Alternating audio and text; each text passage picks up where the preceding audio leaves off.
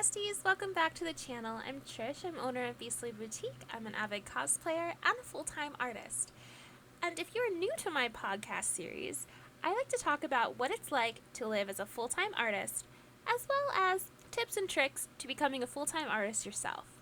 Again, I know I talked about this on Instagram, and I know you guys have voted that you do want to see these as videos. I'm going to do just a couple more that are audio only, but I promise you guys in the very near future, as soon as I'm a little bit less busy, I will be doing these as video podcasts as well. So, let's talk about staying motivated as a full-time artist and balancing your personal life with your work life. Because this can be extremely hard when you want to become a full-time artist, so when you're working and building yourself up to being full-time, or when you are working full-time, because a lot of the times we just want to work, and get as much done as possible, get the customers' orders out, make new products, blah, blah, blah, blah, blah. But we're not spending enough time on ourselves, as well as we are not staying motivated to become a better artist. So I want to talk about first staying motivated in the face of criticism, because this is one thing that we will all experience as artists.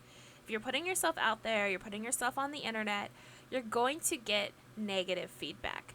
There's always someone who's not going to like you and it's not going to like your art. And unfortunately, that's just the facts of life, and there's nothing we can do about it. You will not be able to please everyone. However, it can make you very, very, very demotivated if someone is constantly telling you how awful your artwork is, how terrible you are, how you're never going to succeed. And sometimes this isn't on social media, sometimes this is a family member. So it's really hard to stay motivated in the face of criticism. And the best thing that I can tell you guys, because I struggle with it myself. I know if you guys have been looking at some of my social media posts recently, I've been struggling with this myself. And that is just keep making work. Because in the end, you will improve. And any criticism they give you, if it does not come in the form of constructive criticism with actual critiques of your work, then it's not in your interest to pay attention to that critic. Unless they are telling you a way in which you can improve, they are just trying to bring you down. And I'm not saying that if someone sits down with you and has a heart-to-heart talk about your artwork or anything like that, that they're trying to put you down or they're jealous of you or anything like that. But you're going to run into those people who want to put you down just to put you down. And what you need to do is just keep moving forward and keep producing artwork. Because if you let that person bring you down and you stop making artwork, then they have won. So don't let the people who are either jealous of your talent or who don't have a constructive critique to give you, don't let them win. That's my first big point. Now, if someone comes to you with constructive criticism, then, listen to them. If somebody tells you how to make your artwork better, listen to them. You don't have to take their criticism.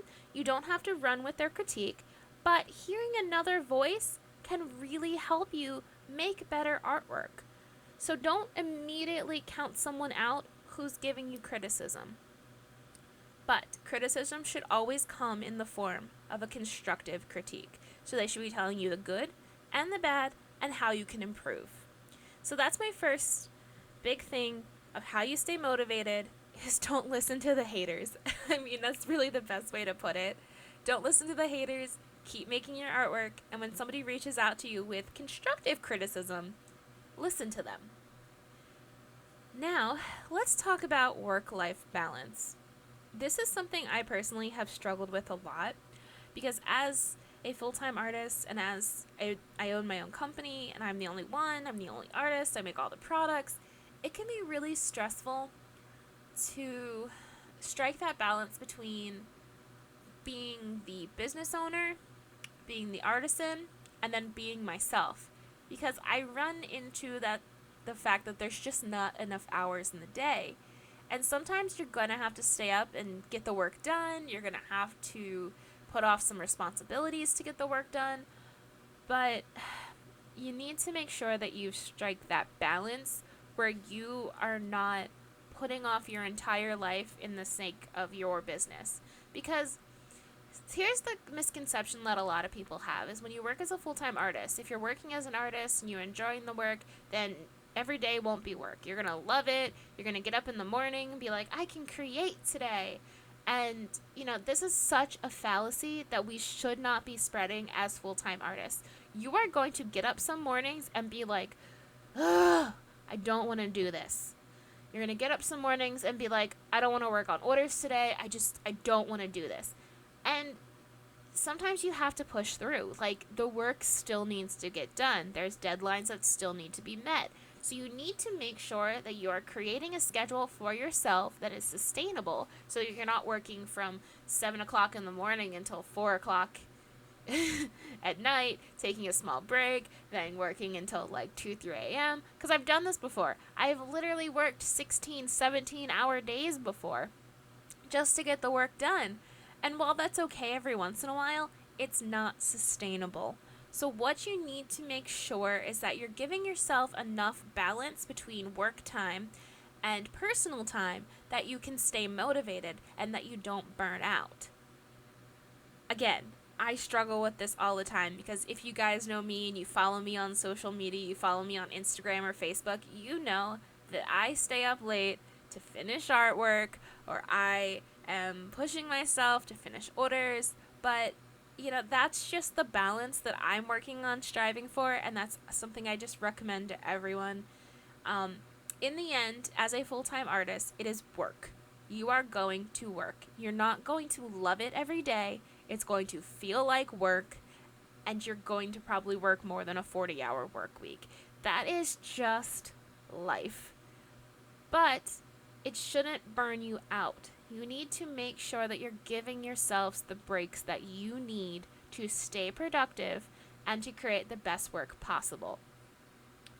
I also think it's really important to have some self-reflection in this. So sit back, think about your artwork, think about ways that you can make it more cost-effective and time-effective for yourself. So if you have a product that you just absolutely adore making, but it takes you all day to make and you can't get anything else done, it might be time to let go of that product, unfortunately. You just need to make sure that you're being kind to yourself in the end. Also, if you're getting too many orders and you're just too busy, it might be time to raise your prices so that you have more time for yourself. Because, again, a lot of motivation is very entwined with, how you feel as a person and how you feel as an artist. Another thing that I hear a lot from people is that's why I hear a lot from people who are looking to become full-time artists. The first thing they say to me is, I'm afraid if I do this as a job, I'm going to start hating art. And again, where that hatred, I think, comes from is that lack of work-life balance. So you're not allowing yourself time for yourself so that all the time what you're creating feels like work. That's something I've been very mindful of, is to be careful of how much I push myself to work all the time without giving myself breaks and without, letting myself the creative liberty to test out new products and things like that I want to make. Because if you are only doing the same thing over and over and over again without giving yourself the time to create a new product or giving your time to be creative, that's where you're going to feel that burnout. And that's where you're going to start hating your craft, is because you've made this repetitive task. I think something that is important, though, as a full-time artist or as somebody who makes a product, sometimes, unfortunately, you are going to have to do that repetitive task. So it does take a particular mindset where you do have to have a little bit more patience than probably some other professions, because you will be doing the same thing sometimes over and over again. Like, one of the things I hate doing is packing orders, because it literally takes me an entire day to pack orders sometimes.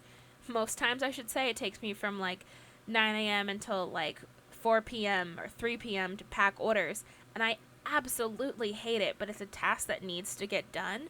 So I set a day aside where I pack orders, and it's just something that you're gonna have to do, because you're gonna have to do the tasks you don't like in order to do the tasks that you do like. So the way I kind of balance that is I'll have a day where I pack orders in the morning, but then I give myself the afternoon kind of off, or I let myself practice or, formulate new products in the afternoon. So I give myself that creative time because I had that menial task in the morning. Another way to stay motivated is to just keep creating. Something I've found with other artists, or I've seen in my friends, is that when they stop creating, it's really hard for them to pick it back up. So if you are continually creating and continually giving yourself time to create, you're going to stay more motivated. You're going to, want to create that work. Your brand is going to stay fresh. You won't get that kind of stale kind of slump that you fall into when you are not constantly creating. And in this, I want to talk about two other things that I think are important, and this is kind of going to be the end of the podcast today. But the last two things I want to talk about is chasing trends and, again, social media. So the first thing I want to warn against is chasing trends. I understand in some business, like some forms of art, you have to chase the trends to stay relevant. But if you are constantly chasing trends, you're going to burn yourself out. It is much more rewarding and much more, I would say, it's much better for your personal well-being to not chase the trends and to create your own original content. Because if you're chasing that trend, you're never gonna beat that, because there's always something new, there's always something coming out. You're gonna end up with a bunch of stale old product that no one wants because the trend has died. Don't chase the trends. Like, it's fun if you want to do a little bit of like homage to like something you like, or like there's a fan art that you're just really into. That's okay. I don't recommend chasing the trends, because you are going to burn out doing that all the time. The other thing I want to talk about staying motivated, is not pinning your success to your social media following. So this, I think, is kind of it's a newer thing, but a lot of times that we pin our success over how many likes we get on Instagram or how popular we are on Facebook, things like that. And the problem is we are not in control of the algorithm. So your content could be just as good as it was a week or two ago, but now you're not getting, let's say you get 100 likes normally, but now you're only getting 2. It's not you. It's not necessarily you or your content, because you don't control the algorithm. So pinning your success, or your measure of your own success on social media, is always going to be detrimental to your motivation, because you're going to feel demotivated and devalued when your social media following decreases. And something that I have learned with my own following is to just stay consistent. Keep pumping out artwork even when no one is seeing it, because you don't control the algorithm, and one day they're going to flip that switch back on and people are going to see your work again. So just keep pushing out new work and don't rely on the algorithm to give you vindication. The other thing I want to talk about too, I know I've said this is the last one, this is like literally the last part, this has to do with social media too. A lot of times you'll find that you have this like imposter feeling, where like you have this imposter syndrome, I guess is what it's called, where you think that you don't deserve the following that you do have, or you don't deserve any kind of recognition that you get, because you feel like you're an imposter. So you could be working as a full-time artist and feel that you're not adequate of the praise that you are receiving. I feel this all the time. And the only thing I can tell you guys is that if you were not worthy of the praise and you were not worthy of the recognition, you wouldn't be getting it.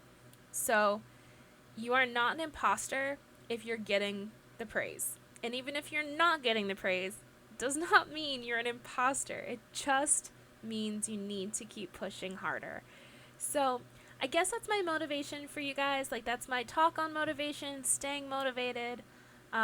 These are things that have worked for me. Again, I'll tell you, I have my ups and downs where sometimes I just burn out and I don't feel like doing any work because I pushed myself too hard.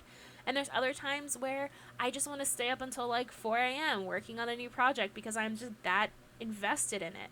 And that's just kind of part of the territory about being an artist and working, full time on your craft and constantly trying to improve. You're going to have times where you're just so involved or you're just not wanting to do it. And the important thing is getting yourself back on track.